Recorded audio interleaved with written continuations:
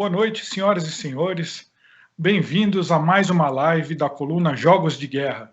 Meu nome é Luiz Kawaguchi, jornalista e colunista da Gazeta do Povo. Sou aqui o responsável pela coluna Jogos de Guerra. Como os senhores e as senhoras sabem, aqui toda quinta-feira a gente traz uma entrevista especial relacionada a temas de defesa, de segurança e geopolítica, Forças Armadas. Hoje a gente vai voltar a tocar num tema que a gente tem falado aqui, que é a base industrial de defesa do Brasil. E para isso eu trouxe um grande especialista aqui para conversar hoje. É o senhor Eduardo Siqueira Brick. Ele é pesquisador da Universidade Federal Fluminense. Boa noite, professor Eduardo. Obrigado pela presença aqui com a gente na live. Boa noite, Luiz. Eu que agradeço a oportunidade. Eu vou pedir licença para ler um pouco aqui alguns pontos do vasto currículo aqui do professor Eduardo. Começar falando que o professor Eduardo ele já foi da Marinha. Ele ficou muitos anos como capitão de mar e guerra e hoje aí já não pertence mais à Força Armada, se dedica totalmente a essa parte de pesquisa como pesquisador lá na UFF. Ele é do Núcleo de Estudos de Defesa, Inovação, Capacitação e Competitividade Industrial, da UFF Defesa, UF Defesa, é o núcleo de pesquisa dele. E ele também é responsável por um blog que foi criado recentemente, que se chama Defesa e Desenvolvimento. Então a gente está aqui hoje para falar de pontos positivos e negativos aí da base industrial de defesa brasileira. Nós já falamos bastante de exportações nas lives anteriores e agora nós vamos falar de como que funciona a indústria de defesa aqui no Brasil. Então a gente está falando aí de produção tanto de armamentos quanto aí de outros equipamentos relacionados à defesa. Mas o professor vai conseguir explicar isso melhor que eu. Professor, por gentileza, para a gente começar, que o senhor pudesse explicar para o nosso leitor, para o nosso telespectador, o que é uma base industrial de defesa? Ok. Antes de mais nada, eu gostaria de fazer uma advertência que vai valer para todas as respostas que eu der nessa nossa conversa. Que é o seguinte: sem um conhecimento mínimo sobre alguns conceitos que são fundamentais e que regem o planejamento da defesa de um país, e também sem algum conhecimento das boas práticas internacionais, é impossível se fazer qualquer análise razoável ou desenvolver ações efetivas para a defesa de um país. Portanto, sempre que adequado nessa nossa conversa, eu estarei enfatizando esses dois aspectos: a base conceitual e as boas práticas internacionais. Como você já mencionou, para ajudar aqueles que têm interesse no tema defesa a entender melhor as consequências das ações do governo, eu mantenho o portal UF Defesa na internet, e que ele disponibiliza textos mais elaborados, tese, dissertações, artigos, estudos, relatórios, etc. Né? E recentemente eu resolvi manter esse canal no YouTube chamado Defesa e Desenvolvimento, onde eu vou disponibilizar, entre outras coisas, alguns vídeos curtos, tentando explicar de uma forma bem acessível a qualquer pessoa esses conceitos básicos. Então, isso aí funcionaria na prática como um curso expedito sobre coisas muito básicas, mas muitas vezes são ignoradas até mesmo pelos que se consideram profissionais da defesa, tanto nas Forças Armadas quanto na própria academia. Bom, então vamos à BID, né? A Base Industrial de Defesa. Em primeiro lugar, é preciso entender que a BID faz parte de um dos dois componentes fundamentais da capacidade militar. A capacidade militar, ela tem dois componentes. Um componente é aquele entendido pelas pessoas como capacidade militar propriamente dita, é a capacidade operacional de combate para enfrentar contingências que exigem o emprego de unidades militares combatentes. Ou seja, são tanques, aviões, são brigadas, forças tipo da Marinha, esquadrilhas, na aeronáutica, sistemas de comando e controle para controlar tudo isso. Então, isso aí são unidades militares que vão ser empregadas em combate. Então, é o cerne das Forças Armadas, não é isso? Muito bem. Mas existe um outro componente que hoje em dia é essencial, talvez até mais essencial, eu diria até que em algumas situações, do que as próprias unidades militares, principalmente para um país do porte do Brasil, que é a capacidade de logística de defesa. Para que serve isso? Serve para construir as unidades militares, para aparelhar as unidades militares com os meios de combate e também para apoiar as unidades militares no emprego, quando elas forem no campo, quando elas forem para o mar, saírem para o mar, os navios, as brigadas forem para o campo para enfrentar o combate. Sem essa capacidade de logística de defesa, não existe capacidade militar. E as pessoas sempre se esquecem dessa parte. Isso é um detalhe. Então vamos à definição de base industrial de defesa dada pelo Ministério da Defesa. É uma definição adequada. Diz o seguinte: é o conjunto das empresas estatais ou privadas que participam de uma ou mais etapas da pesquisa, desenvolvimento, produção, distribuição e manutenção de produtos estratégicos de defesa, bens e serviços que, por suas peculiaridades, possam contribuir para a consecução de objetivos relacionados à segurança ou defesa do país. Bom, nós falamos isso, mas o que é a capacidade militar, né? Eu falei basicamente que tem aqueles dois componentes. Mas capacidade militar é aquilo que permite ao Estado prover o serviço público mais básico que o ser humano necessita, que é a proteção contra predadores que se encontram fora de suas fronteiras. Nenhuma pessoa dentro de um país está livre da predação por outros países. Então, isso aí, o Estado, é a primeira finalidade do Estado. Então, essa é uma das principais justificativas até para a existência do Estado.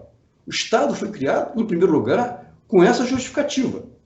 A outra justificativa é a proteção contra predadores internos, ou seja, o Estado estabelece uma lei, não é, e dá segurança pública às pessoas que vivem na sua jurisdição. Então, essa é a função principal do Estado. Aqui no Brasil, a gente se esquece disso, né? Pensando em mil outras coisas. Mas esquecemos que o Estado existe para isso. Bom. Eu acrescentaria, eu trabalhei como correspondente em diversos veículos aí de imprensa, e um dos lugares que eu tive na minha carreira foi o Haiti, onde o Brasil participou de uma missão de paz. E uma coisa que chamou a atenção é que o Haiti não tinha forças armadas. Ele tinha uma polícia nacional, mas ele não tinha forças armadas. Foi uma opção política do país, mas esse país acabou à mercê aí de uma série de grupos rebeldes, de grupos armados, de forças estrangeiras que queriam exercer influência na política interna, e isso acabou levando eles a uma situação de caos que levou tropas internacionais aí das Nações Unidas. Então eu acho que muita gente se pergunta, poxa, mas para que serve o país ter forças armadas? Essa é uma das, como o senhor falou muito bem, um dos papéis fundamentais do Estado é proteger a sua população. Mas, desculpe a interrupção, é por aí. Eu acho que tem que haver essa conscientização. O que o senhor acha? Foi uma boa observação sua, porque as pessoas esquecem essa coisa fundamental. E segundo, não dá para comparar o Haiti com o Brasil, não é? Ou seja, depende, o Brasil é um país gigante. O Brasil é do porte dos Estados Unidos, da China, da Rússia, da Índia. Esse é o porte do Brasil. Esse é o time. Digamos assim, se a gente fosse falar em uma competição de futebol, né, o Brasil tem que estar disputando a Série A. O Brasil hoje está disputando a Série C, com tendências a cair para a Série D. Isso é extremamente perigoso pelo tamanho do Brasil, pelas riquezas que o Brasil tem. Então, uma coisa é o Haiti, que é um país falido, né? Outra coisa é o Brasil. Então, as pessoas comparam o Haiti com o Brasil, muitas vezes aqui, o Haiti com Costa Rica, o Brasil com Costa Rica, o Brasil com o Uruguai.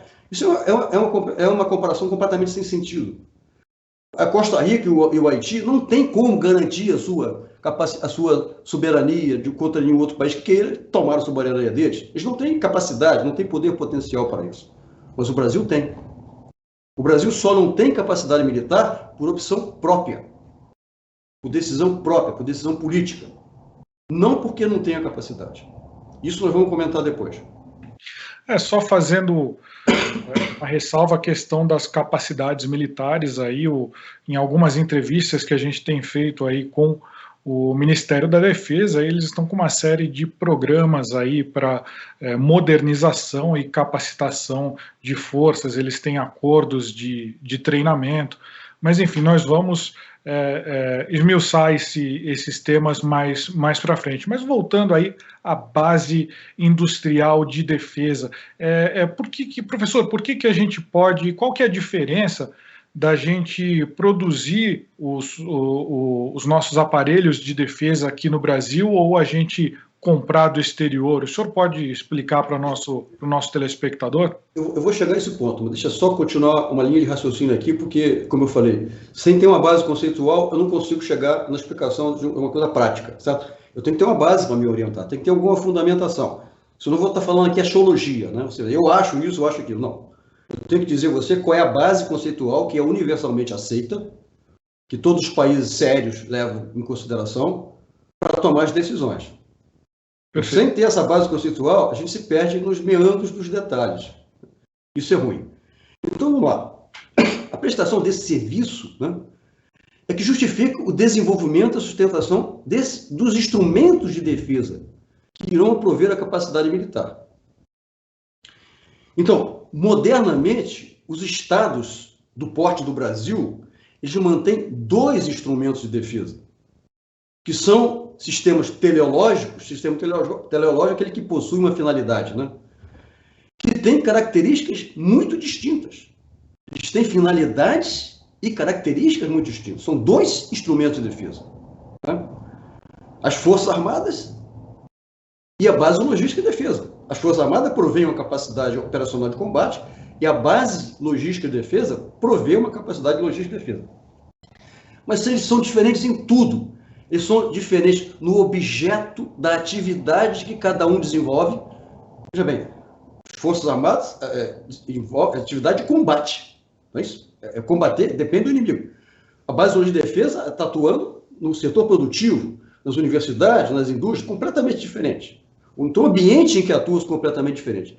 A qualificação das pessoas envolvidas em cada uma dessas atividades é completamente diferente dos recursos humanos. Uma coisa é um combatente, outra coisa é um cientista, um engenheiro, né? Os processos usados, a cultura organizacional que deve reger o funcionamento desses 2 instrumentos é completamente diferente, né? Então, eu gosto de dar sempre o exemplo aqui daquela série 007. Todo mundo conhece a série 007, não é isso? Todo mundo conhece. Então, se eu perguntar quais são os personagens da série 007, acho que ninguém tem dúvida em apontar o James Bond, não é isso? É o protótipo do combatente, é o protótipo do profissional de operações de combate. Mas tem um outro personagem dessa série, sem a qual, que tem uma atividade, sem a qual o James Bond não passaria do primeiro inimigo que ele encontrava. Não sei se vocês se lembram, é um personagem conhecido pela letra Q. Olha a diferença entre os 2. O Q fica lá no laboratório preparando os dispositivos, as traquitanas que o James Bond vai usar para conseguir vencer o inimigo. O James Bond troca de cada série um novo James Bond, porque o James Bond tem que ser um cara atlético, ele não consegue sobreviver muito tempo, mesmo que ele fosse muito bom, ele vai ficando velho, então não consegue. Já o outro personagem começou com meia idade, chegou até 90 anos, ele só saiu da série porque ele morreu. Então foi substituído por um outro que é um nerd, é um garoto, não é isso? Exatamente. Que provavelmente vai ficar ainda durante algumas dezenas de anos fazendo esse mesmo papel. Já o James Bond vai ficar mudando sempre. Então, veja bem, o James Bond não pode fazer o papel do quê? Ele não tem competência para isso, ele não é formado para isso. E o Q também não pode fazer o papel do James Bond. Na série 007 brasileira, o James Bond quer fazer o papel do Q. Então, isso já começa com um problema aí. É falta de conceito sobre o que as coisas devem ser. Mas é importante entender o seguinte, as pessoas também não entendem outra coisa muito fundamental, que a base logística de defesa, ela tem 2 lados. que são independentes, mas que têm que atuar sinergeticamente juntas. Ela tem o lado da oferta, que é essa base industrial da defesa que nós mencionamos, nós falamos, e tem o lado da demanda, que são as instituições do Estado que cuidam da aquisição, que cuidam de pesquisa e desenvolvimento e que cuidam também de políticas industriais e de CTI para desenvolver e sustentar a própria indústria. Ao lado do quê? Do personagem quê? Não é? Então, isso é fundamental, porque elas são umbilicais, elas trabalham juntas, não é possível. Não existe base industrial de defesa sem existir um lado da demanda organizada no Estado. E no Brasil, é aí que está o principal problema. Nós vamos mostrar isso para você, comprovar por que é e onde está o problema. Não é na base industrial de defesa, né? E nesse outro lado. Bom, pode falar. Só continuando o raciocínio, você perguntou por que os países investem nela, por que é uma base industrial de defesa. Então, a justificativa para o Estado desenvolver e sustentar a base industrial de defesa é a mesma justificativa usada para desenvolver e sustentar as Forças Armadas. Porque o país tem que ter capacidade militar. E não dá para ter capacidade militar sem você ter as duas capacidades, operacional de combate, de logística e defesa. Não é nenhuma justificativa econômica, não é uma justificativa de geração de empregos, não é uma justificativa para gerar exportação. Esses são transbordamentos desejáveis que existem, mas não é o que justifica você desenvolver e sustentar uma base industrial de defesa realmente importante. Por isso que os Estados detêm tecnologia crítica, eles fazem tudo para impedir que outros dominem essas tecnologias. Fazem tudo para impedir isso e chegam até a assassinar pessoas que estão desenvolvendo essas tecnologias em outros países. Isso é a realidade do mundo. Então vamos até só para finalizar isso aqui. Portanto, sempre que o país compra, produz defesa no exterior, ele está fortalecendo a capacidade militar de um possível adversário futuro. Porque nós nunca podemos saber quem será o nosso adversário futuro. Essa é talvez a única lição que a história pode ensinar para o preparo da defesa. Que é impossível prever o futuro. Você não pode jamais saber o que vai acontecer no futuro. E tem um lord inglês, o primeiro-ministro inglês, que diz o seguinte, que a Inglaterra não tem inimigos eternos, nem amigos eternos, tem interesses eternos. Isso vale para o Brasil, vale para qualquer país. Então, o que o senhor está dizendo é o seguinte, as exportações de defesa, até uma das coisas que nos motivou a todo esse debate de base industrial de defesa foi que o Brasil, nesse ano de 2021, ele bateu aí o seu recorde de exportações de produtos de defesa. Ele exportou mais de 1 bilhão e 650 milhões em produtos de defesa. E o que o professor está comentando aqui é o seguinte, na verdade, quando você exporta, pelo menos aí as grandes potências, quando você exporta um produto de defesa, não é necessariamente o seu melhor produto de defesa. Na verdade, você está pegando recursos para desenvolver produtos melhores. É por aí, professor? Exportação de produtos de defesa tem duas utilidades, certo? Primeiro é diminuir o custo, o investimento que você tem que fazer para manter a sua capacidade militar, ok? Porque não podemos esquecer qual é a finalidade disso tudo. A nossa finalidade é ter capacidade militar. Não podemos esquecer disso. Tudo isso só serve para isso. Não é para exportar. Então, assim, como recursos, nós vamos falar mais na frente provavelmente, como os recursos são sempre escassos, né? Toda vez que você consegue arrecadar, alguém te dá algum recurso, ótimo. E também exportação é usado como instrumento de política externa. Toda vez que você exporta produto de defesa para um país, esse país, de certa forma, fica dependente de você. Você tem uma ascendência sobre aquele país. Isso é usado por todos os países que têm capacidade industrial de defesa. Eles fazem isso. Então, resumindo isso, assim, do ponto de vista do próprio país, compra no exterior, elas só se justificam na iminência de algum conflito. Só se estiver prevendo um conflito. Aí vale tudo. Aí você compra de onde estiver. Tá? Ou se for para dominar alguma tecnologia crítica que você não possui. Mas nesse caso, você nunca vai importar uma quantidade grande de meios de combate. Para aprofundar mais esse tema, eu não sei se a colocação que eu fiz foi correta ou não, porque eu afirmei agora há pouco que algumas potências elas não exportam o melhor do seu equipamento, o suprassumo do seu equipamento. Mas eu me lembro agora do caso da Polônia, que conseguiu comprar agora recentemente caças de última geração dos Estados Unidos, aqueles F-35, e os tanques Abrams, que são, acho que a versão M3, que é a versão que nem todas as unidades americanas têm, e a Polônia já está comprando. É claro que a Polônia tem uma ameaça geopolítica muito grande, a própria existência dela ali, que é a fronteira ali com países, com a Rússia, né?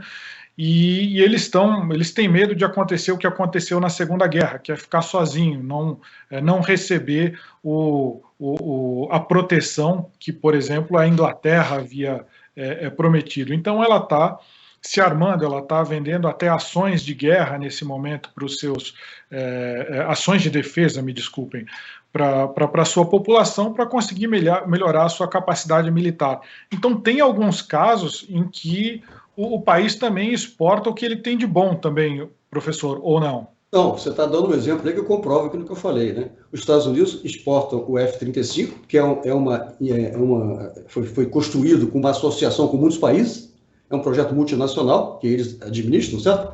Mas eles não exportam o F-22 para nenhum país. Você conhece algum país que tem o F-22, o Raptor? Nenhum. Então, o B2 ou o B1, eles exportam para algum país? Não que eu tenha conhecimento. Então, é isso, né? Então, existem variações, pequenas variações na realidade, mas você tem que saber qual é a base da coisa, né? Qual é o ponto principal. Entendi. Esse é o ponto principal. E um outro ponto que eu queria abordar com o senhor, se fala muito, quando se fala em base industrial de defesa, se fala em capacidade de mobilização dessa base industrial de defesa. Aí a gente lembra da Segunda Guerra, quando, por exemplo, os Estados Unidos começou, ele tinha forças armadas que não eram tão grandes na época quanto já estavam no final da guerra, mas ele mobilizou toda a sua estrutura para construir aí produtos de defesa para conseguir participar da Segunda Guerra Mundial. O Brasil também tem estratégias aí de mobilização nacional, só que pairam muitas especulações, quanto tempo o Brasil conseguiria se sustentar dentro de um conflito se ele acontecesse. Tem muitas dúvidas aí, muitas lendas até que se falam. Eu queria que o senhor falasse um pouco sobre essa questão de mobilização. O que é a mobilização nacional e para que ela serve, por favor? Eu pediria aí se o senhor pudesse fazer esse comparativo com a Segunda Guerra, por favor. Bom, realmente, na Segunda Guerra Mundial, os Estados Unidos sempre teve uma marinha grande, né? Porque a marinha é uma coisa difícil de improvisar, ok? Então, eles já tinham uma marinha poderosa, tinha um exército pequeno. O exército, você não está usando o exército toda hora, mas a marinha está presente o tempo todo, né? O mundo inteiro o tempo todo. E mesmo força aérea, naquela ocasião, não tinha força aérea tão estratégica como tem hoje, né? Era mais para combate tático, né? Força aérea. Ou para bombardeio, quando assim, populações área geográfica muito próxima, né? Então ele tinha uma grande marinha e tinha um pequeno exército e uma pequena força aérea. Mas a situação hoje é completamente diferente da existente na Segunda Guerra Mundial. Naquela ocasião, ele foi fundamental a mobilização, porque os produtos de defesa eram bem menos sofisticados e por isso eles tinham muito menos precisão, muito menos letalidade, exigiam o emprego de milhares você precisava de milhares de aeronaves, milhares de navios, milhares, estou falando de milhares. A Alemanha, se não me engano, chegou a construir 800 submarinos, mas eram submarinos mais simples, né? Eles eram também muito mais baratos, né? E por isso a capacidade de mobilização, ou seja, era mais fácil de ser feita. Você conseguia adaptar uma indústria para fazer uma coisa mais simples. Munição, por exemplo, é uma coisa mais simples de fazer. Ou mesmo o navio, né? O navio daquela época era um navio mais simples, né? Não é o que ocorre hoje. Os produtos de defesa hoje são muito mais complexos, muito mais caros, mas em compensação eles possuem alta precisão. Em vez de você jogar 1000 bombas, você joga uma. A letalidade deles é muito maior, a eficácia deles, de uma maneira geral, é muito maior em todos os produtos de defesa. Por outro lado, os custos também são muito maiores e tem aumentos reais, anuais, que pode chegar até 10%, ou seja, existe uma escalada de custo. Até uma brincadeira que fala nos Estados Unidos, que dentro de pouco tempo a Força Aérea Americana ia ter só uma aeronave, que era a USS Enterprise, né, do Star Trek. Porque o custo está subindo. Tem uns gráficos mostrando isso, que a evolução do custo de aeronaves é tão rápida que vai chegar daqui a pouco, o orçamento de defesa só vai dar para comprar uma aeronave.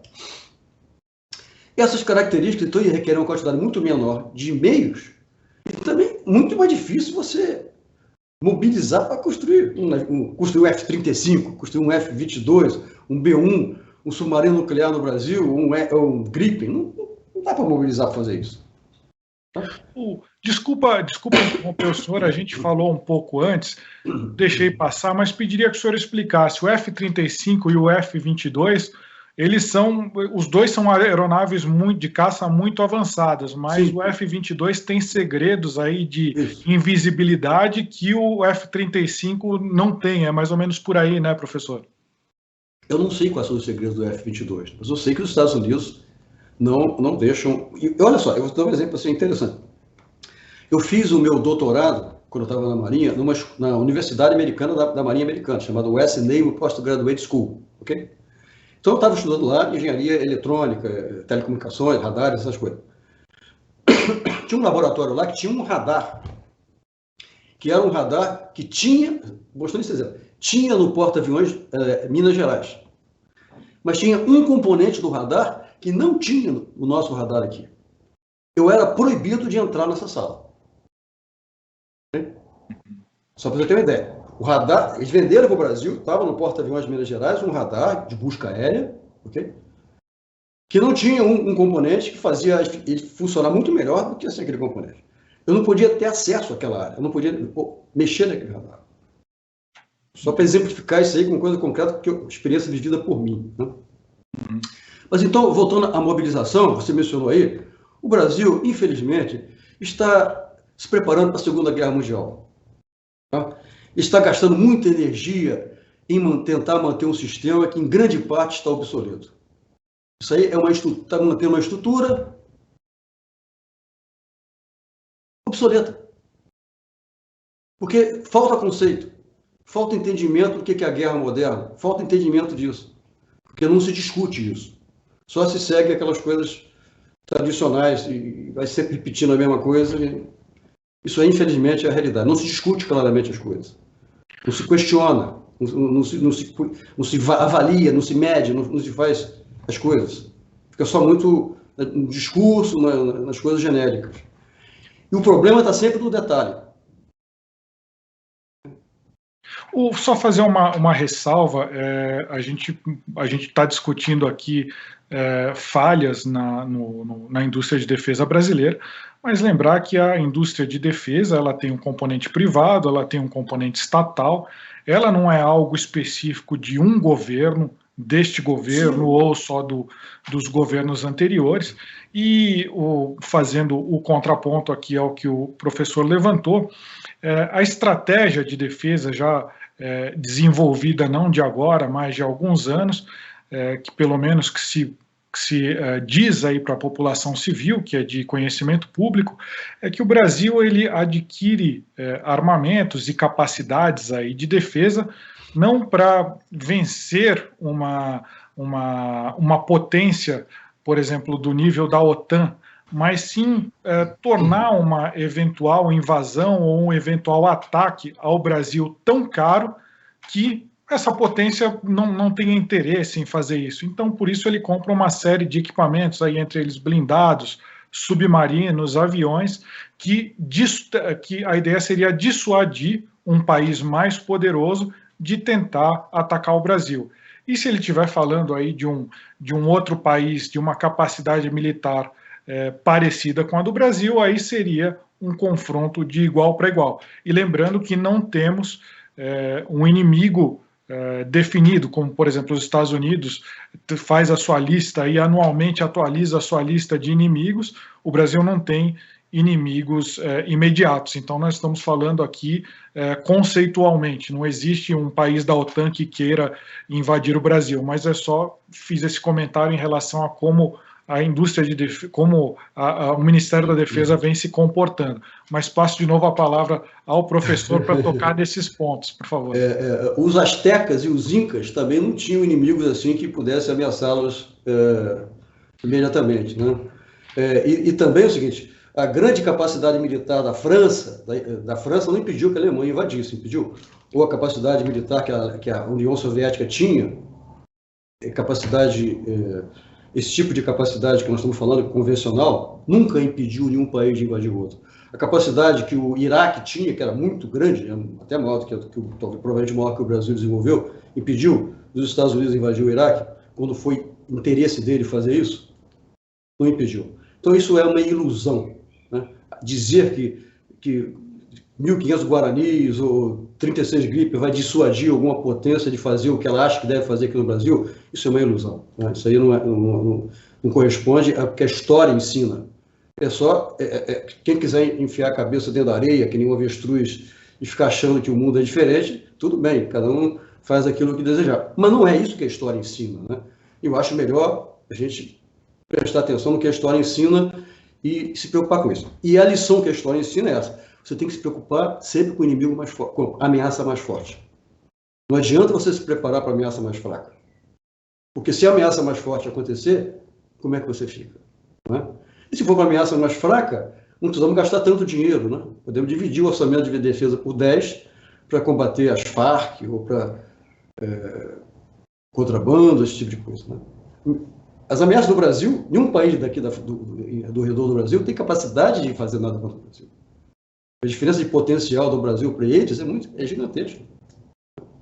Então, os únicos que podem fazer alguma coisa, impor uma vontade ao Brasil, ele não precisa nem ser invadido, né?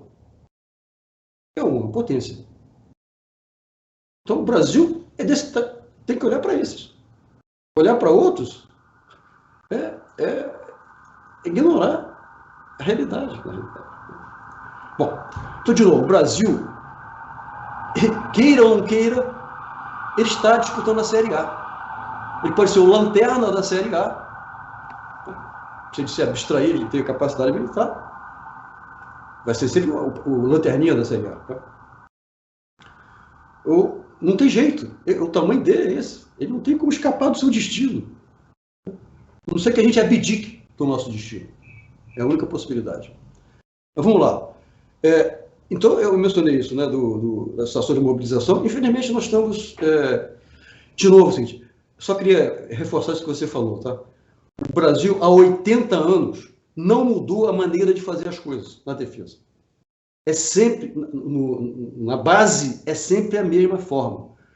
Existem 3 forças armadas que atuam de uma forma completamente independente e sem coordenação entre si. Cada uma tem a sua estratégia, define os seus meios, os seus objetivos, e não existe uma coordenação das 3 forças armadas.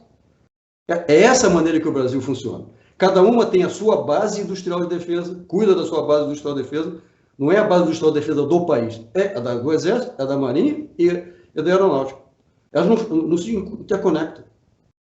Essa é a maneira, resumindo, essa é a maneira com que o Brasil tem que cuidar da sua defesa há 80 anos, desde que foi criada a Força Aérea, exatamente há 80 anos atrás. Desde então não mudou, é isso. Nem a criação do Ministério da Defesa mudou essa situação. É assim que a gente funciona.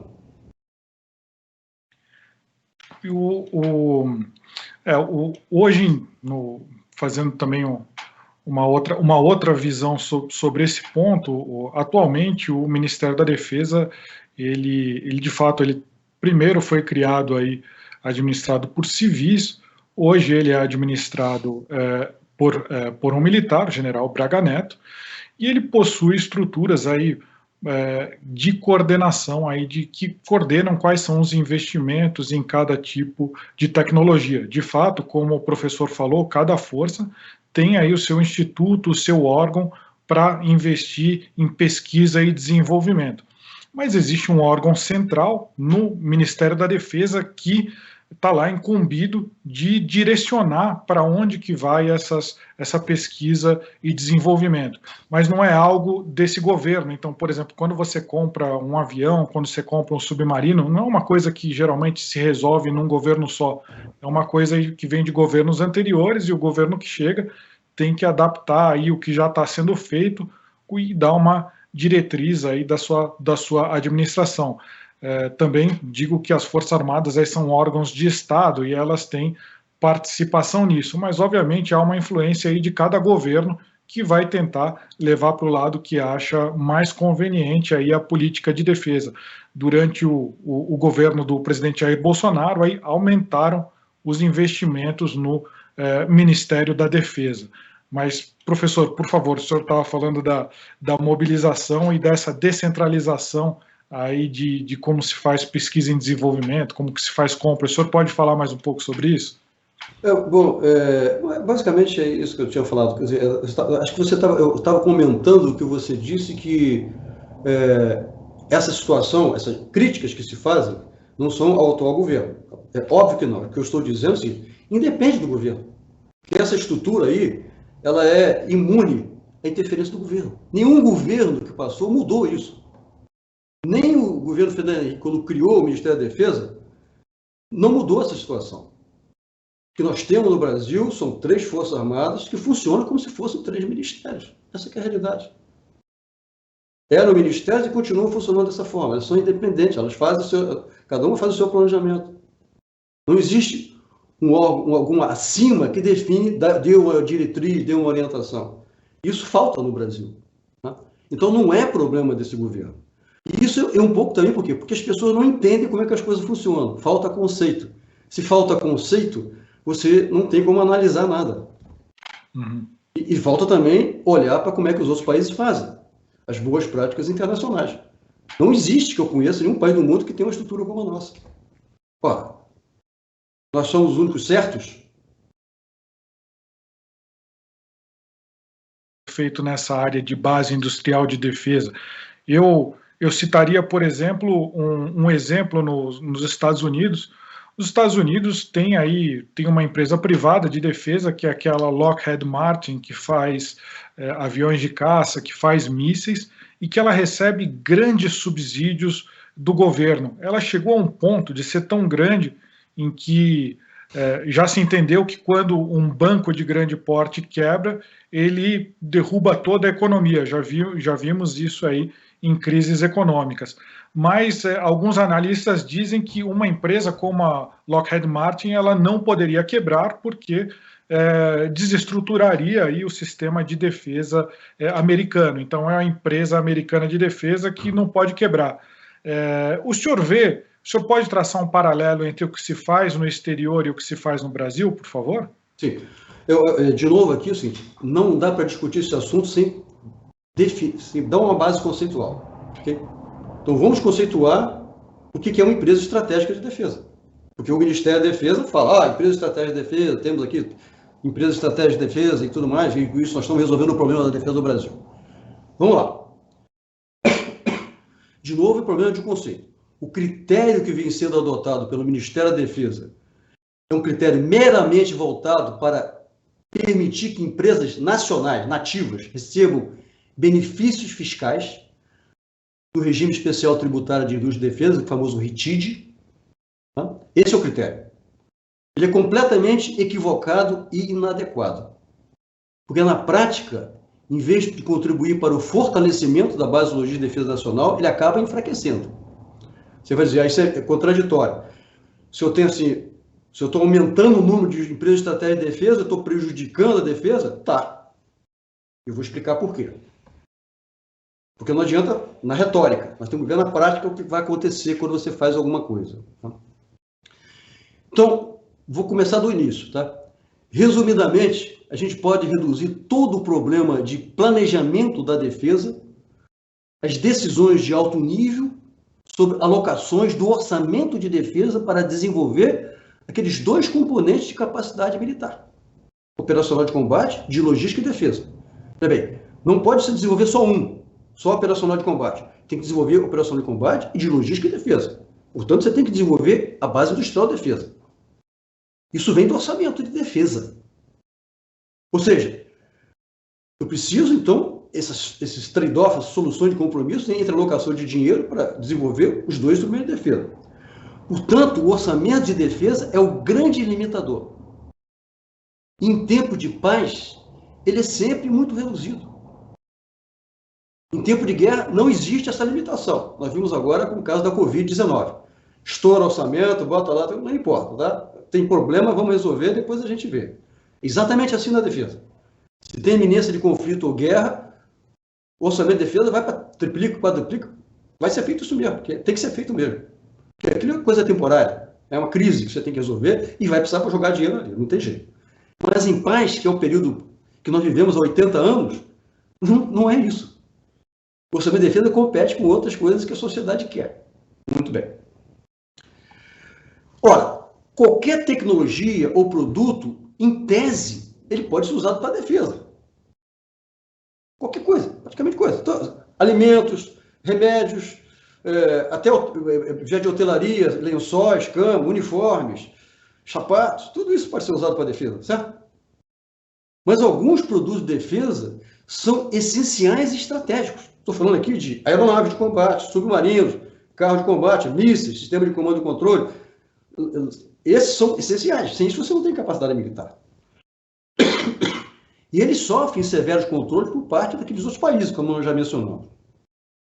E para esses, o único mercado são as Forças Armadas. E para esses meios que são de fato estratégicos, de fato essenciais, é aquilo que nós estamos no mercado chamado monopsônico. Só tem um comprador, que é o Estado. Bom, portanto, as empresas que produzem esses produtos estratégicos, elas dependem 100% do Estado. Você vai falar, a exportação pode ser feita. Claro, exportação é desejável. Você não pode garantir a exportação. Se acontecer, ótimo. Se não, o Estado tem que sustentar. E isso não é feito. Vou dar um exemplo aqui depois do que aconteceu no Brasil com uma empresa muito importante que faliu porque não foi feito isso. Por outro lado, para países como o Brasil, é impossível manter mais de uma empresa para fornecer esses produtos realmente importantes, como aeronave. Não dá para ter 2 estaleiros para construir submarino, ou construir navios, ou construir aeronave de combate, ou carro de combate mesmo, né? ou míssil. Estou dando alguns exemplos. Né? Então, o mercado vai ser monopolista também. Vai ter só um fornecedor. Então, veja bem, isso é uma situação completamente diferente do mercado. As pessoas falam, o mercado vai resolver. Que mercado? O mercado é totalmente controlado, não é mercado livre. Só tem um fornecedor e só tem um comprador. O que acontece? Esses dois têm que trabalhar simbioticamente. Então, essas empresas estratégicas mesmo, elas vivem em simbiose com o Estado. Não tem outro jeito, é em qualquer país. Bom, por um lado, elas dependem quase totalmente dos investimentos do Estado. Por outro lado, elas não podem agir também sem nenhum controle por parte do Estado, porque elas são componentes de capacidade militar. Eu não posso, uma empresa de estratégia de defesa, fazer, agora eu vou ser vendida para a empresa de Israel. Não pode. Vai nos Estados Unidos ver se deixa fazer uma coisa dessa. Vai na França ver se deixa fazer uma coisa dessa. Não deixa. Isso é proibido por lei. O cara não tem direito de fazer isso. Então tem que existir um regime legal muito específico para essas empresas. Então, o desenvolvimento e sustentação dessas empresas estratégicas tem que ser bancado pelo orçamento de defesa. Outras, por exemplo, a empresa que vende munição ou arma de pequeno porte, ela tem um amplo mercado. Não precisa ser bancado pelo Estado. Tá? Então, agora vamos ver a situação do Brasil. O OMD, então, classifica praticamente todas as empresas que se cadastram lá como empresas estratégicas, desde que elas sejam nacionais. Então, hoje tem mais de 100 empresas estratégicas de defesa. Então, se olhar lá o que elas produzem, é do alfinete ao foguete. Tudo é estratégico. Quando seria razoável você ter da ordem de uma dezena, ou um pouco mais, para que o Estado possa fazer alguma coisa. Ora, se você coloca junto no mesmo saco aquilo que é realmente crítico estratégico, com o que tem valor apenas marginal, como é que o Estado pode priorizar? Como é que ele pode dizer onde ele vai botar recurso? Como separar o joio do trigo? Não tem como fazer isso. Então, Isso prejudica, de fato, a capacidade militar do Brasil, o que impede a sobrevivência das empresas realmente estratégicas. Então, o que ocorre na prática é que o OMD lava as mãos, que nem Pilatos, e deixa as empresas estratégicas de defesa à própria sorte. E divulga uma retórica de apoio à base industrial de defesa, mas sem qualquer compromisso com a sobrevivência dessas empresas. E o Brasil tem perdido várias empresas estratégicas que deveria ter mantido. É o erro crasso, por falta de base conceitual mínima. Só repetir uma coisa. A fonte disso tudo está um governo, agora falando em governo, tá?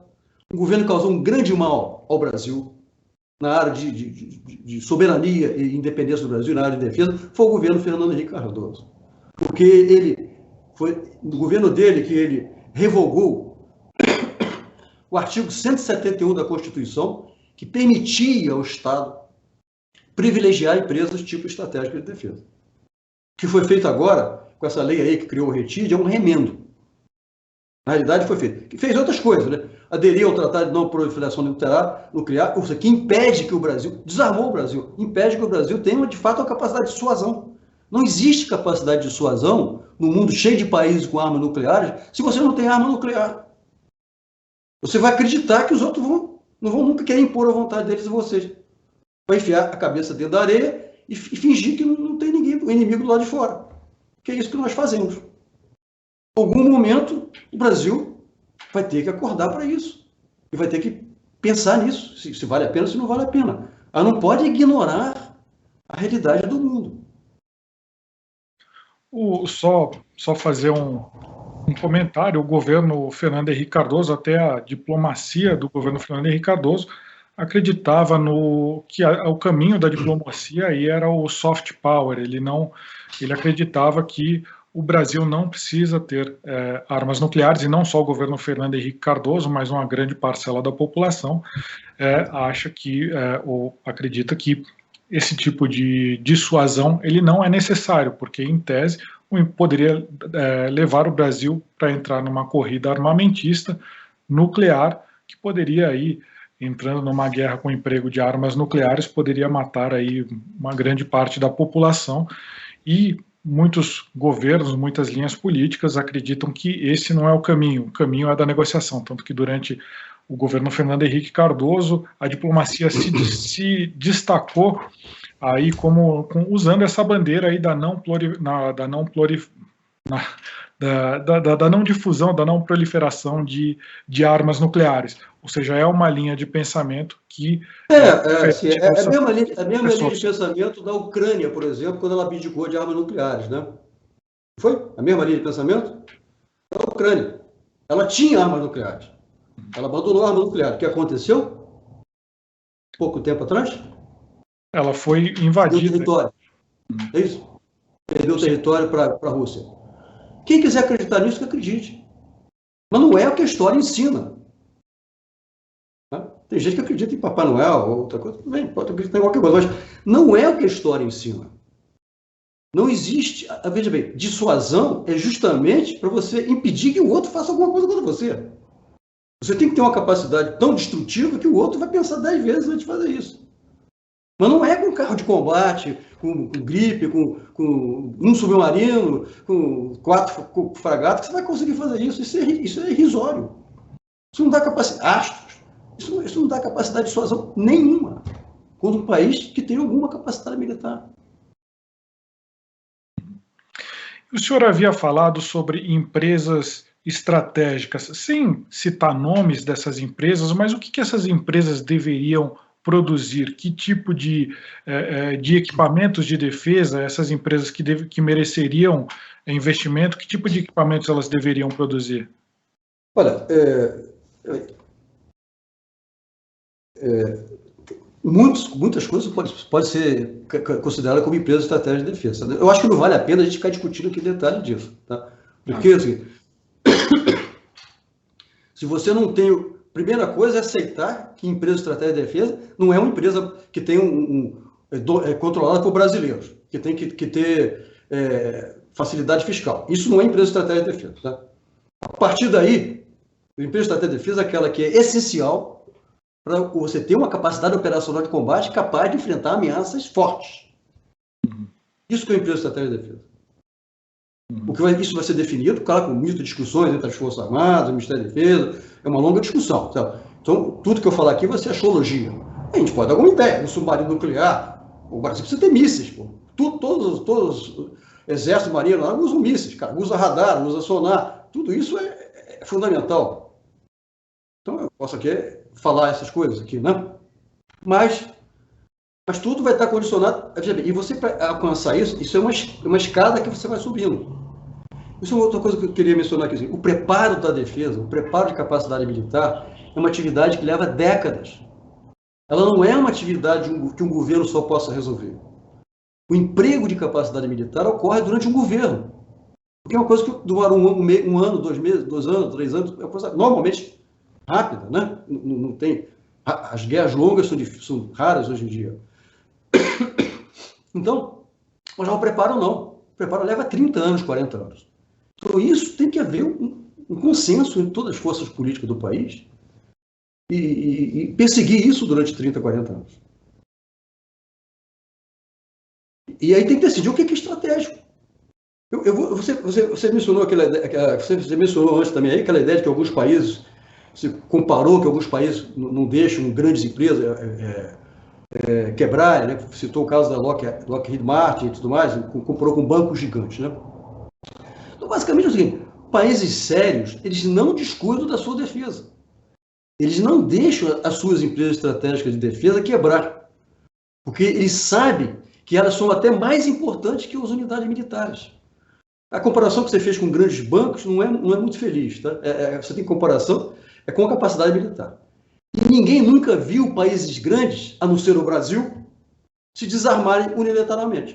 O Brasil é o único país grande que resolveu se desarmar. Vai confiar na diplomacia, na boa-fé dos outros. É o único país na história, atual e passada, que fez isso. Nenhum outro fez. Será que nós estamos inovando o mundo? É um caso certo no mundo? Algum dia essa conta vai chegar.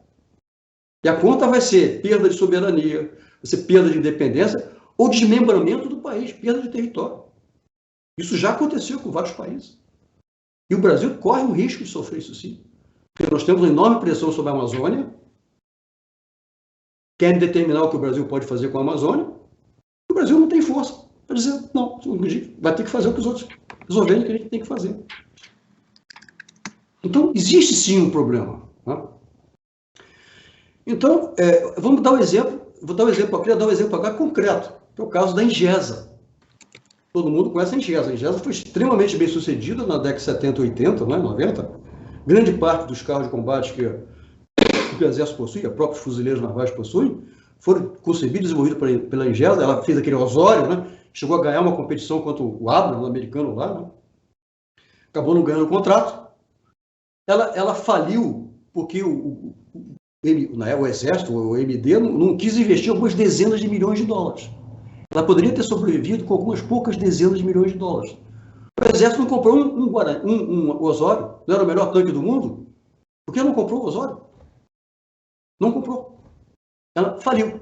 Bom, hoje, o Exército tem um projeto, Guarani, que está investindo mais de 20 bilhões de reais, isso aí é cerca de 4 bilhões de dólares, dezenas de vezes mais do que teria sido necessário para manter a Ingesa, não é isso? Para sustentar uma empresa estrangeira, que não é nem empresa de defesa, nem empresa estratégica de defesa. Então, do ponto de vista do que eu estou falando aqui, isso não faz o menor sentido.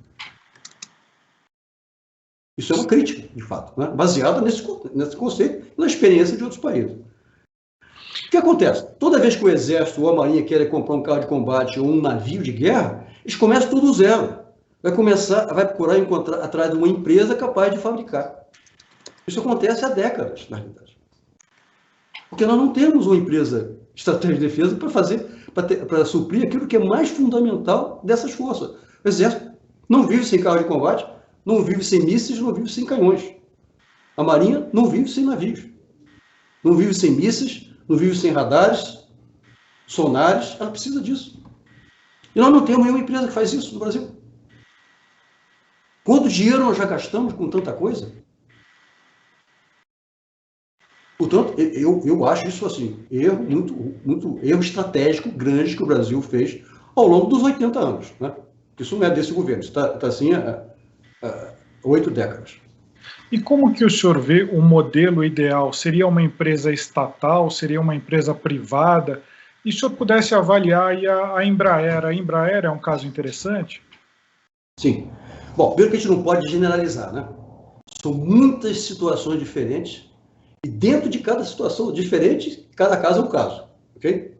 Vamos lá, mas a gente tem algumas coisas que a gente pode seguir. Por exemplo, uma coisa é você lidar com o Elon Musk, né? Se você tivesse que lidar com o Elon Musk, você vai lidar de uma forma, tá? Outra coisa é você lidar com um jovem iniciando uma startup em uma universidade. Ou um empresário nacional com alguma experiência no seu ramo, por exemplo, dirigente da Vibraz, ou de uma Mectro, dando um exemplo assim, né? Ou de uma empresa estatal ligada ao Ministério da Defesa. Então, são situações muito diferentes, ok? Por cada caso é um caso, você tem que ver cada caso. Entretanto, eu vou generalizar só uma coisa, tá? Que eu já falei isso antes. Para empresa estratégica de defesa, seja ela pública ou privada, não há como escapar da simbiose entre empresa e Estado. O Estado não pode deixar a empresa para lá. Ele é responsável pela empresa. Ele não pode dizer que está ajudando a empresa. Isso aí é pouco. Isso não é nada. Ele tem que existir algum regime legal que permita essa relação tão próxima. E existia um artigo na Constituição, que era o artigo 171, quem quiser depois vai lá e consulta a Constituição, que dava na Constituição do Brasil condições de fazer isso. E o governo FHC simplesmente tirou esse artigo da Constituição. Talvez pensando em outras coisas, mas porque ele não tinha preocupação com a defesa. Não precisa, o Brasil pode ficar desarmado, porque o mundo é bonzinho, não vai nunca... Na diplomacia nós podemos tudo, na conversa a gente leva todo mundo na conversa, é assim que ele pensa, né? Mas o fato é que causou enorme prejuízo ao país. Temos que recuperar isso. Para a grande maioria das empresas que conta com um amplo mercado para atender, além do Estado, talvez o único critério seja algum tipo de benefício fiscal, como tem essa RETID, por exemplo, quando estiver fornecendo para o Ministério da Defesa, né? Ou financiamento para investimento em inovação. Mas mesmo esse benefício fiscal, a RETID, ela é extremamente questionada. Ela é muito burocratizada. Ela tem muita insegurança jurídica. A gente cria um cipoal de regras totalmente desnecessárias. É o que eu sempre digo. Nós mesmos fazemos um círculo de giz em volta da gente e nós mesmos falamos assim, nós não podemos passar para lá porque tem um círculo aqui que impede a gente passar. Basicamente é isso. A gente cria barreiras imaginárias e não fazemos nada. Porque nós criamos uma barreira que a gente achando que não pode passar daquela barreira. Então precisa pensar com clareza. Só fazer alguns apontamentos. É que o senhor havia falado que o Brasil abriu mão aí dos seus de investir em defesa, né? O Brasil, aí, para informação do leitor, ele gasta aí em média 1,4, 1,5 do seu PIB aí em gastos de defesa, é a média histórica que ele vem fazendo. Ele não está entre os maiores, entre os países que mais gastam com defesa, aí, que são Estados Unidos, Índia, China, Rússia, mas ele está lá aí 15º, mais ou menos, está nesse patamar aí de gastos com defesa. Então existe, o que o professor está questionando é como esses gastos são feitos, mas existem gastos em defesa e são gastos aí significativos aí, que são aí mais ou menos de 1,5% do PIB do Brasil. Também convido o leitor a dar uma olhadinha nas nossas, aqui em colunas anteriores dos Jogos de Guerra, em que o secretário de Produtos de Defesa, Marcos Degot, ele fala sobre como que na atual gestão o Ministério da Defesa está direcionando investimentos aí para empresas estratégicas de defesa. Segundo ele, essa é uma prioridade do governo. Convido ao leitor a dar uma olhada aí no nosso índice no YouTube e dar uma olhada nessa live também. Mas passando de novo a palavra para o professor Brick. Professor, como que o senhor vê a questão da transferência de tecnologia? Tem muitos tem alguns produtos de defesa que o Brasil compra no exterior, aí, como, por exemplo, o caça Gripen, o submarino Scorpion e agora a classe de fragatas Tamandaré, em que parte deles serão construídos no Brasil. O senhor acredita que existe mesmo uma transferência de tecnologia, como é afirmado quando esses acordos são firmados? Ok, eu vou falar sobre isso, mas se você me permitir, eu gostaria de repercutir o que você falou sobre a questão do orçamento. Tá? Claro. Porque tem dois aspectos aí que você não mencionou que são muito importantes. O primeiro é o seguinte, que grande parte do orçamento no Brasil é gasto com pessoal, ok? E o que é gasto com investimento é muito pouco. É muito pouco. É muito pouco, é menos que 10%, quando em outros países do mundo chega a 20%, 30%, 40% com investimento. E grande parte do que é gasto em investimento é gasto com produtos estrangeiros. Tá? Ou você, mesmo aqueles que são produzidos no Brasil, são tecnologias estrangeiras, tudo que vai lá dentro vem de fora, portanto você não está de fato, quer dizer, sobra muito pouco para você desenvolver a sua indústria estratégica de defesa. Tá? E uma das causas que esse custo é muito grande é que a estrutura que é triplicada dentro de cada 3 forças armadas para fazer a mesma coisa, que em outros países é feita, depois podemos falar mais tarde sobre isso, feita por um órgão só, no Brasil é multiplicado isso, ou seja, você tem um custo fixo para fazer a mesma coisa, que é 3, 4 vezes maior, só consumido pela máquina, ok? Quer dizer, tira dinheiro do investimento. Segunda coisa é a questão do grau do percentual do PIB. Também, os planejamentos têm que ser compatíveis com a possibilidade orçamentária. O Brasil fez, em 2008, 2012, fez esse famoso plano de articulação e equipamento de defesa, que você mencionou várias vezes aí, não é? Esse plano, quando foi feito na época do governo Lula, né, ele exigiria que o orçamento de defesa fosse no mínimo duplicado. No mínimo duplicado. Então ele era um plano que não tinha nenhuma base na realidade, em coisa factível. Muita retórica e pouca execuibilidade financeira. Né? Isso aí é uma coisa muito clara. E na realidade, depois que foi feito esses documentos, o orçamento de defesa em termos proporcionais caiu em vez de aumentar. Ou seja, exigiria ter duplicado, na realidade ele caiu em termos percentuais do PIB. Ou seja, há uma falta de conexão entre conceitos e plano e coisas práticas. Então, isso é uma coisa que a gente precisa prestar atenção, porque existe muita retórica, fala-se muita coisa, mas a gente tem que olhar na prática se isso está sendo feito. Senão, fica só na retórica. Né? Voltamos, então, à questão de transferência de tecnologia. Vou começar de novo pela base conceitual curta, tá? Dessa vez. Sem a qual não dá para analisar nada, ok? Só existe transferência de tecnologia quando o lado receptor da tecnologia conhece bem o domínio do problema, conhece aquele assunto, de alguma forma, tem experiência naquilo, e também tem capacidade de inovar. Ou seja, a maneira mais eficaz, talvez até a única maneira, de fato, de ter transferência de tecnologia, é quando o fornecedor e o receptor trabalham juntos em um desenvolvimento qualquer.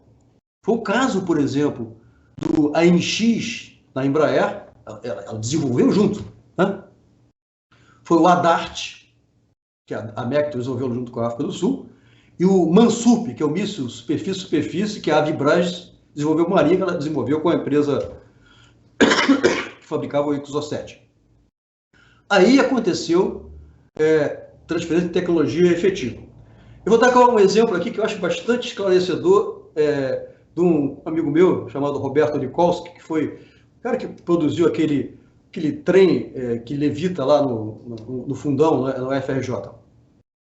Estava na China, que ele estava lá no negócio de trem, então ele estava conversando com o pessoal chinês lá, e os chineses, há muitos anos atrás, os chineses estavam dizendo a ele que estavam comprando 3 sistemas de trem-bala diferentes.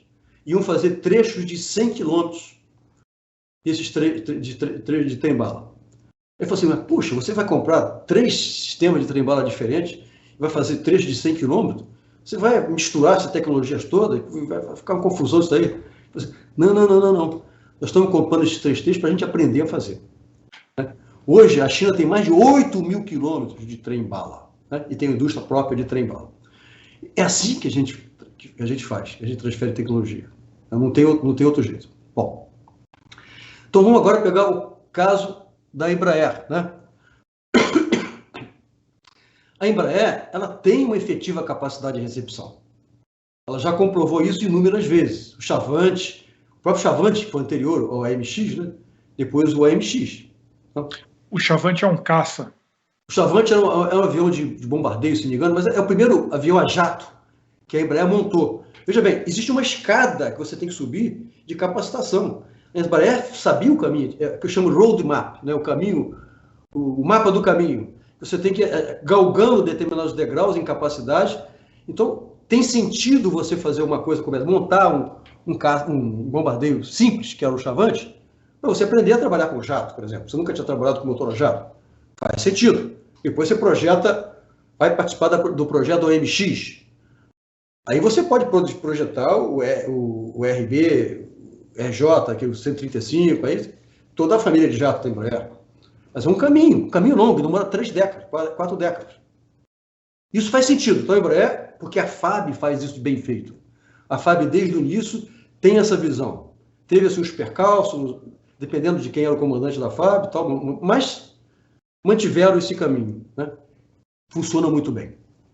No caso dos submarinos, também já existiu alguma competência do lado receptor da Marinha, porque a Marinha já construiu submarinos.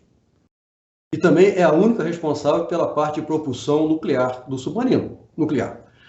Entretanto, do lado do receptor, nós não temos nada para sistemas críticos para os submarinos, por exemplo. Sonares, torpedos e mísseis, por exemplo. Tá? E outros, só citando alguns aqui, né? No caso das fragatas, tem um comentário a fazer. Nós estamos começando do zero, praticamente.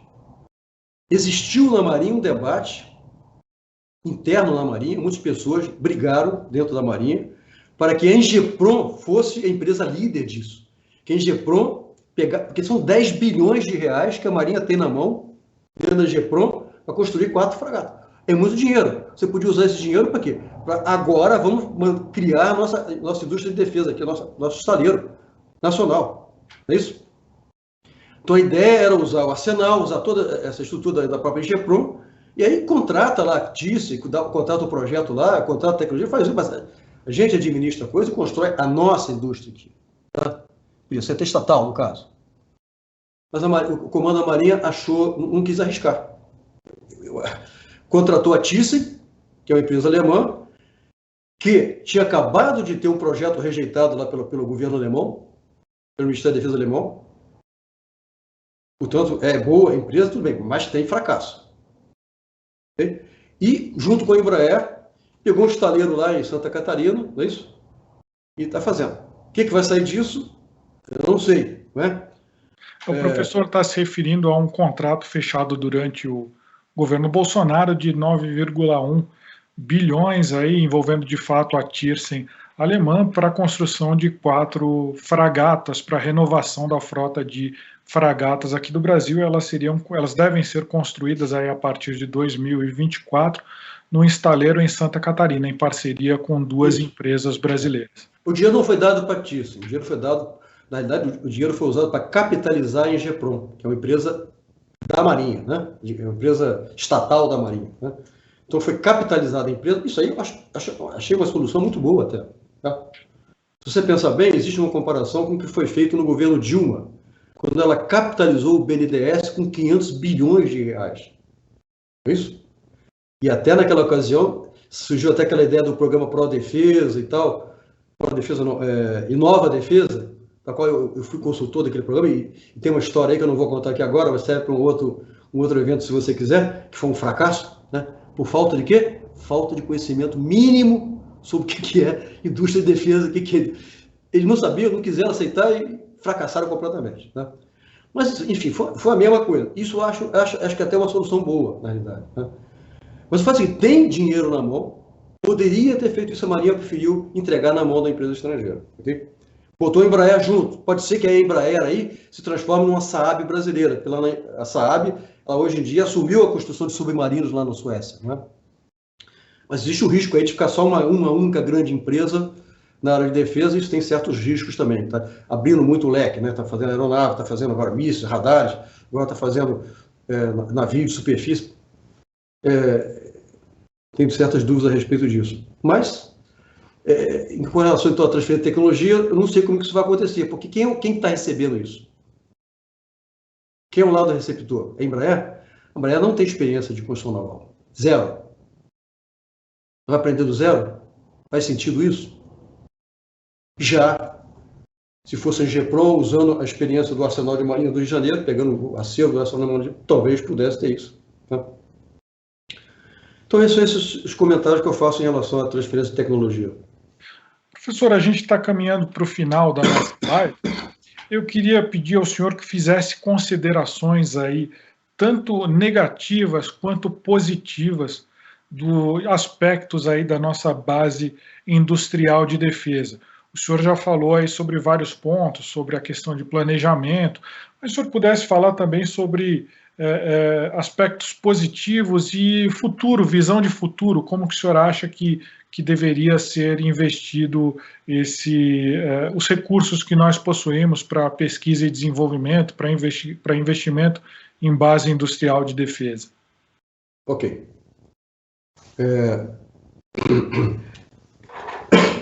Existe um livro recente de 2011 chamado Por que Falham as Nações.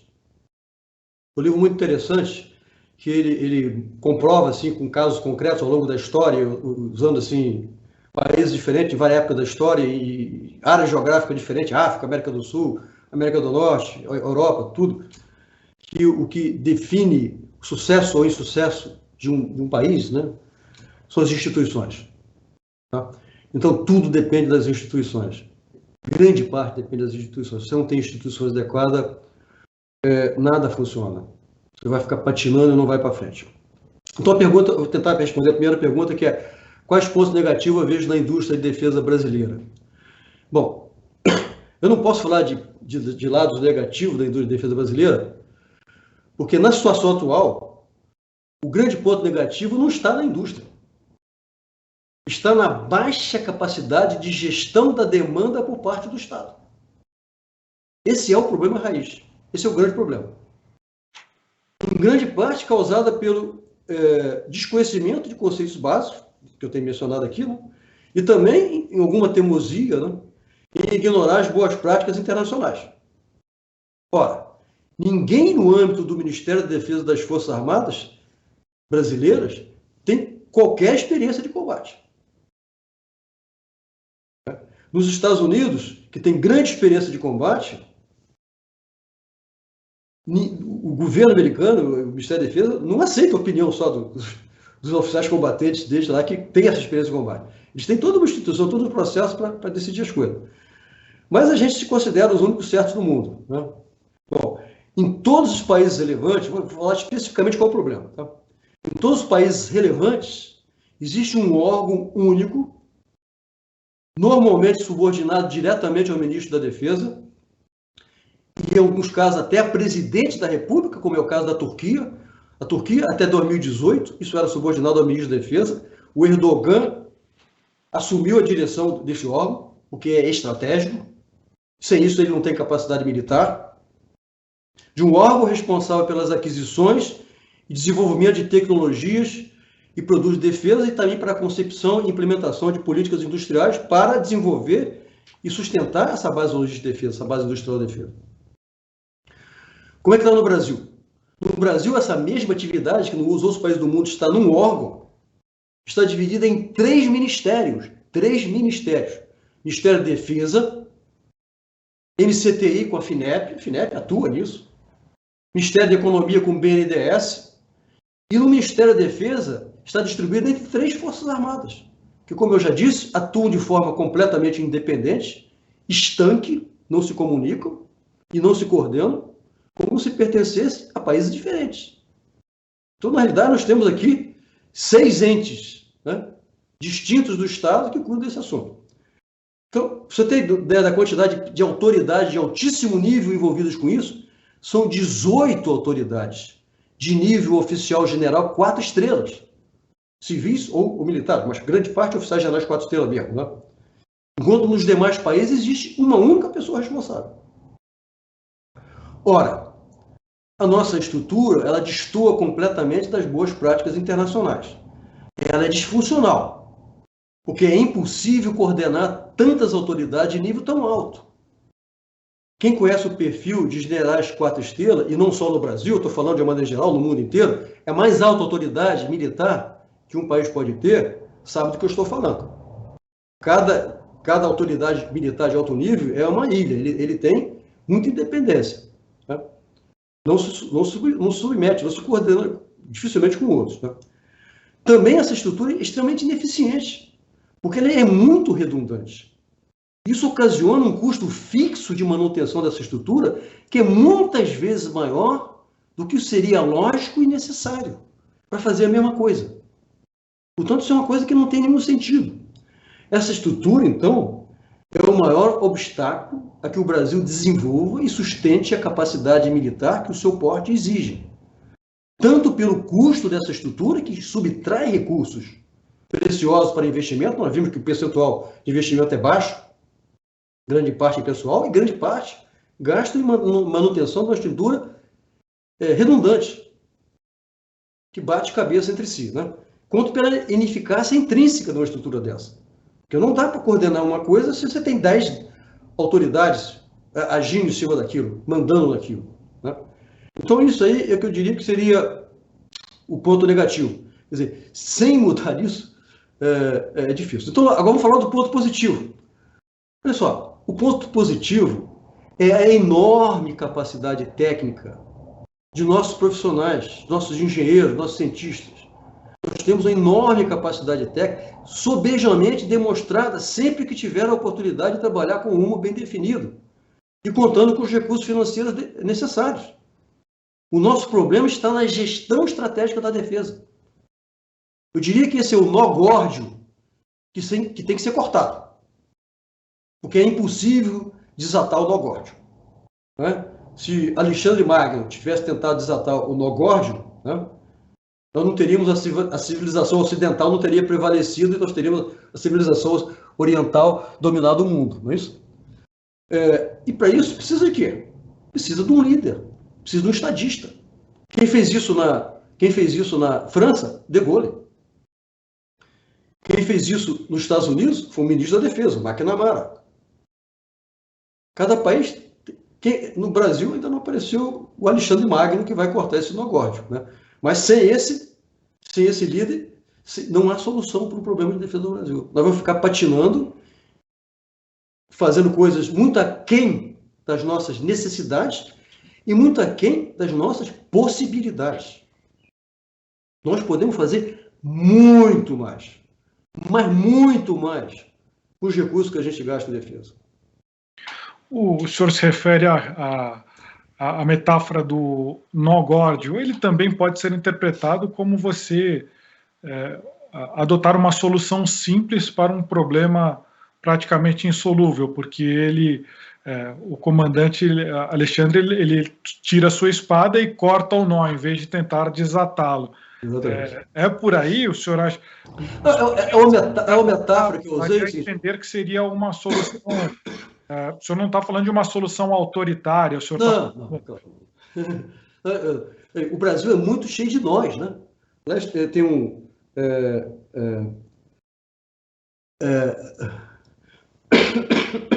tem outra metáfora que eu gosto também de citar muito, que eu esqueci, você me lembra agora, que é do Barão de Itararé, tá? Que diz o seguinte: o Brasil é feito por nós. Então, cabe a nós desatar esses nós, uma coisa assim desse tipo, né? É que o Brasil é muito enrolado. Aquilo que eu falei, o círculo de X. A gente cria dificuldades onde não precisaria ter dificuldade. A gente cria complicações, a gente burocratiza, a gente cria instâncias decisórias desnecessárias, duplica instâncias decisórias. Isso é ineficaz. Existe assim, para alguma coisa funcionar bem, existe assim um tripé da boa governança. O tripé da boa governança é o seguinte: para cada problema, você tem que ter um responsável. Quem que é o responsável? É aquele que tem atribuição de resolver o problema. Ok? Esse que tem a atribuição de resolver o problema, ele tem que que ter autoridade. O que é ter autoridade? Ele tem que ter dinheiro e tem que ter a caneta. Ele tem que poder mandar fazer as coisas acontecerem. Senão, nada acontece. E ele tem que ter um terceiro ponto desse tripé, que é a chamada imputabilidade. Ele tem que responder pelo que ele faz e pelo que ele não faz. Se você tem 18 autoridades, quem é o responsável? E aí nós caímos naquilo que eu tive que inventar um conceito para explicar o que acontece no Brasil, que é o conceito de eficiência perversa. Todo mundo sabe o que é eficiência, não é? O que é ser eficiente? Eficiente é você resolver um problema usando a menor quantidade de recursos possíveis. Ok? Resolvi o problema. Usando a menor quantidade de recursos possível, ok. Eu fui eficiente.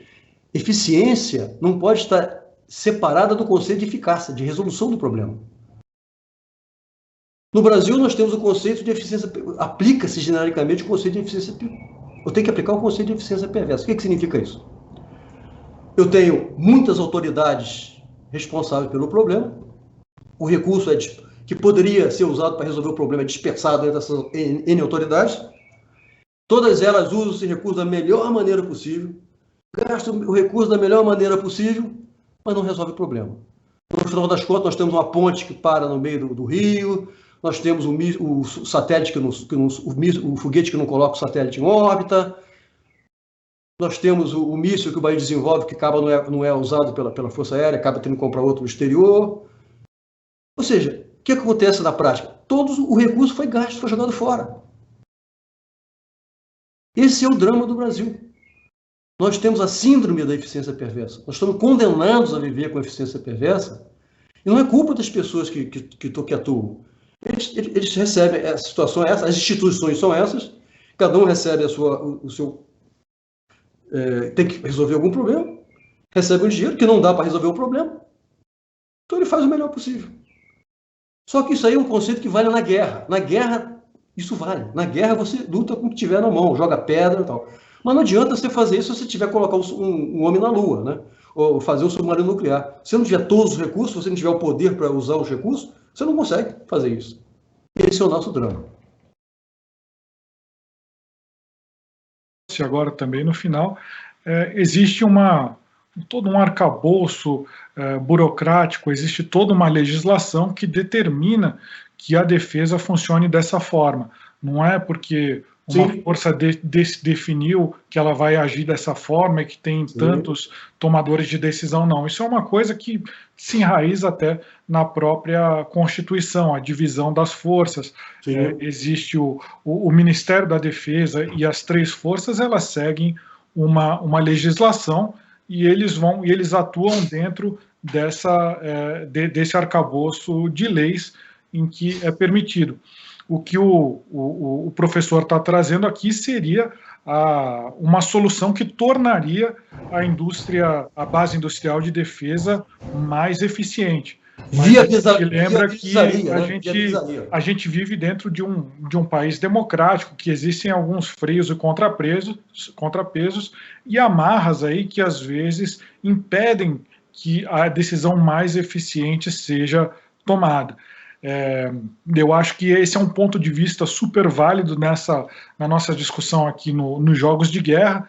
Lembrando aqui, como a gente faz com todos os nossos convidados, essa é uma opinião do professor que não necessariamente reflete a opinião da Gazeta do Povo, nem desse colunista aqui.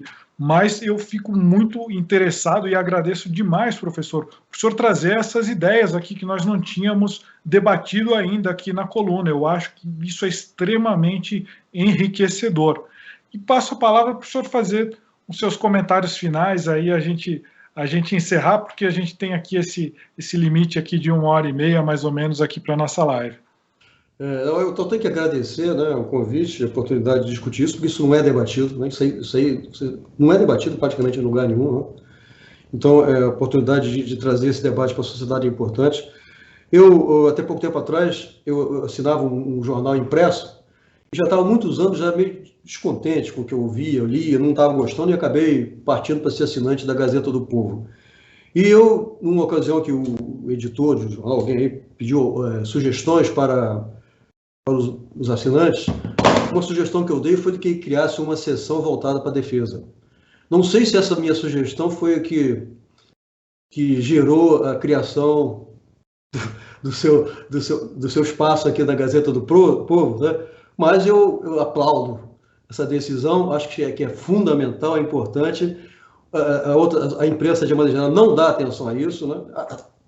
Não dá atenção à defesa, não faz parte do interesse. Então, isso aí acho que é mais uma coisa que valoriza, para mim, valoriza ainda mais a Gazeta do Povo, que eu sou bastante feliz e satisfeito em ter tomado essa decisão de me tornar assinante, e realmente estou satisfeito com isso. Então, eu recomendo a quem não é assinante ainda que assine a Gazeta do Povo, porque ela tem tratado os assuntos mais sérios do país de uma forma diferente.